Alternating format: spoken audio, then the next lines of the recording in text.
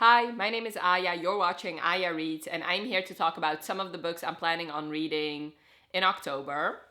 So, as much as I would love to read all the spooky and all of the paranormal reads this October, the way I'm structuring my reading this year, the way that I am planning on focusing on finishing as many series as I can at the end of the year. This TBR unfortunately is not all paranormal reads, plus some of my most anticipated books come out this October, which I'm very excited about those, but obviously that also I'll also read them. So this is really going to be in no particular order. The first one I really want to read this October is Ravensong. So this really depends on whether or not I get to Wolfsong in September, because as I'm filming this, it's only the 16th of September because I'm going on vacation next week and I'm pre-filming a bunch of videos. But I am definitely going to be reading either Wolfsong or Ravensong in October. Definitely, I love werewolf stories. Werewolves are my favorite paranormal creature. So I definitely want to read one of the Green Creeks series this month in October. So yeah, hopefully I'll read Wolfsong and then get on to Ravensong. I've never read Ravensong, but this book has been foreshadowed or has been hinted at in the first book, in Wolfsong. Basically, you follow Gordo and Mark, and I believe this is I know that this is a second chance romance. I loved Wolfsong. Wolfsong is one of my favorite books of all time, and I really love the way TJ Klune writes the pack dynamic, so I'm really, really excited to read this one. Then I really want to read Her Soul to Take by Harley LaRue, so this does start a new series for me, but I've been meaning to read this series for a while now. I love Harley LaRue. I think she is definitely one of my favorite smutty authors. This woman knows how to write sex scenes. It's so good. So I'm very excited about this monster novel. I believe this follows demons, and you follow this girl who, I think a cult wants to sacrifice her to this particular demon, but then this demon falls in love with her. Let me actually check if what I'm saying is true. I know the third and last book came out in August, so if I really love this book, I can binge the rest of the books this year. And I think the main girl also is like vlogs all these supernatural things, so that is also very exciting. I'm really excited about this one. Cannot wait. And definitely in October, it's a very spooky book, so very excited. I 100% will be reading Hopeless by Elsie Silver. So this is the 5th book in the Chestnut Springs series, and it comes out in October. I still need to read Reckless in September, but I think that's going to be actually my next read. But Hopeless follows Beau, and I've been meaning to read Beau's story for a while now. I really loved it. I really love his character, and I know something's happened to him that will change him, even though he has been like the fun character in definitely the first 2 books. But I'm really excited to read his story, and yeah, like I said, it comes out. Let me actually check when it comes out. It comes out on October 13th, and I'll definitely be reading it as soon as it is in my hands. And for those of you who don't know Beau, he's in the military, and there's this girl who we've been seeing in the first couple of books. Her family kind of sucks, but she's this shy virgin girl who is a bartender, and this is going to be like a fake fiance type story and an age gap, which most of the books in the Chestnut Springs series have been age gaps. First line is, Beau Eaton is the town prince, a handsome military hero with a tortured past. I'm the outcast bartender, a shy girl from the wrong side of the tracks. So I love those kinds of stories. Like I said, I loved seeing Beau in the first couple books, so I'm very, very excited to read their story. And I've been loving the Chestnut Springs series. Elsie Silver is fast becoming one of my favorite authors. Next, I really want to reread Kingdom of Ash by Sarah J. Maas. So I've been doing a reread of the Throne of Glass series, which is one of my favorite series of all time. And Kingdom of Ash, I've actually never reread. The only time I read it was when it came out, and I flew through it then. So I'm very much excited to take my time with it. It is almost 1,000 pages long. I know that I love this book. I know that I love these characters.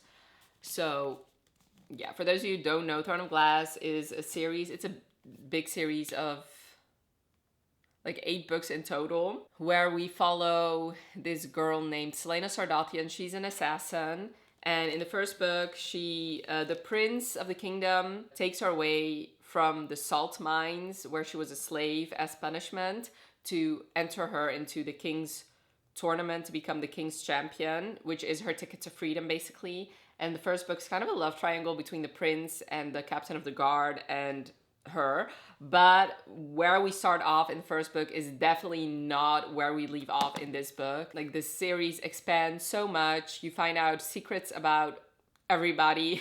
And yeah, it just, like I said, it's one of my favorite series. I think I actually prefer this over the A Court of Thorns and Roses series, but I definitely need to reread this to actually make that judgment. But yeah, I have been loving my reread of the Throne of Glass series, and it's kind of bittersweet to read Kingdom of Ash because that will obviously end my rereading journey, and unfortunately I don't have the time to reread my favorite books every single year. Next is another one of my most anticipated reads, and it's Caught Up by Liz Tomford. This one comes out on October 10th, so girl, like, that week in October is gonna be, I'm living my best life.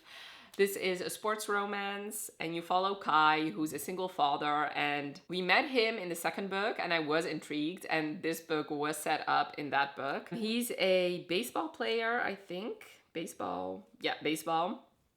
And no nanny has ever been good enough for him. So his coach decides to force his daughter on Kai to become his nanny. So he has to accept, and yeah, it's gonna be a single dad nanny romance, which I'm so here for. I've been loving the Windy City series by Liz Tomford, especially the second book, The Right Move, is gonna be my favorite book, one of my favorite books this year. So very excited to read the third one. I really want to read The Inadequate Heir by Danielle L. Jensen. So I've been rereading the first two books in the Bridge Kingdom series to read the third and fourth book. So basically, the Bridge Kingdom is this series of 3 different duologies. So the first duology follows a different couple, the second duology follows a different couple, and the third duology will follow a different couple.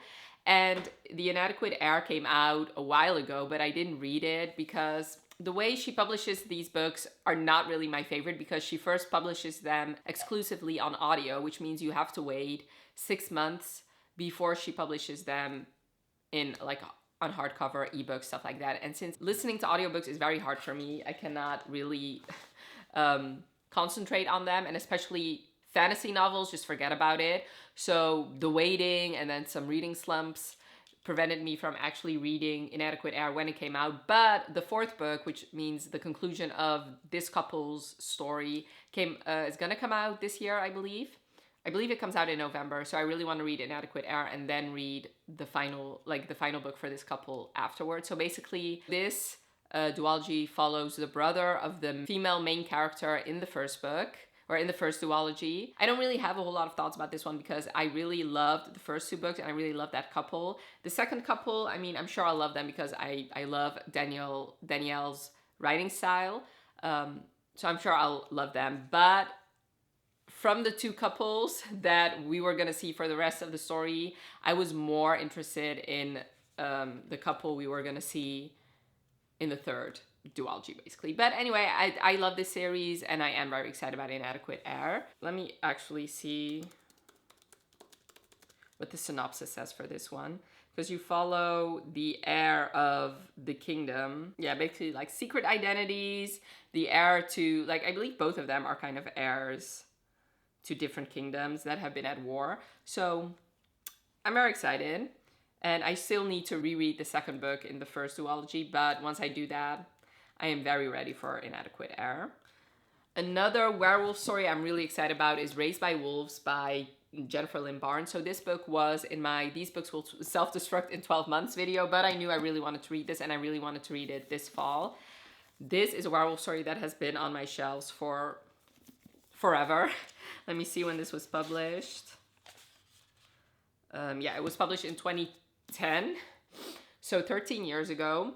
And this just, I hope this is like a young adult paranormal book that I have loved in the past. So basically, her parents were murdered by a werewolf, and then another werewolf clan or another werewolf pack takes her in, so she's been raised by wolves even though she's human. And then she meets like another rogue werewolf. I don't know. These are like hit or miss for me because as much as I love those, like it's just nostalgic to me, but like it needs to have a fine balance because I have tried reading another werewolf story written around that time and I could not stand anything about it. So I really hope that this just feels a lot of like this just feels nostalgic to me. And Jennifer Lynn Barnes, I know she is a very popular author, so I hope that it is a well-written book. And last but not least, this is not the highest priority for me, but I have been meaning to read it for months now. It has been on my tentative TBR for months now. I really, really want to read it, and it's The Dead Romantics by Ashley Poston. This was very popular last year, and I have been interested in it since last year, so I really hope October will be the time where I finally read it. This is a love story between a human and a ghost. Basically, this girl, she goes back to her hometown because her father died and her family owns a funeral parlor. When she gets there, oh, she's an author, by the way. When she gets there, she sees that there's a ghost there, and this ghost just happens to be her editor. And this is going to be a love story between a human and a ghost. I don't know how this HEA is going to work out, but I'm very interested to see. I know a lot of people really have loved it. Let me actually see. Yeah, Gabby loved it, Lisa loved it, Jessica loved it, Shay loved it. Yeah, a lot of people that I follow really love this book. So yeah, I think I will too. But like I said, this out of all of them is going to be the least priority because all the other ones I'm reading for challenges or because of the season. And this technically, since it is a ghost, it does fit in with the season. But out of all of them, I'd rather, like the werewolf stories are going to be prioritized over the ghost story. But I do hope that I have the time because like I said, I have been meaning to read it for a while now. So definitely let me know in the comments below if you've read any of these books and what your thoughts were. Also, I would love to know the book that you're looking forward to most reading in October. And if you've gotten to the end of the video, definitely leave a wolf emoji in the comments below. And I hope you enjoyed this video. Thank you so much for watching. Have a wonderful rest of your day and I'll talk to you later. Bye.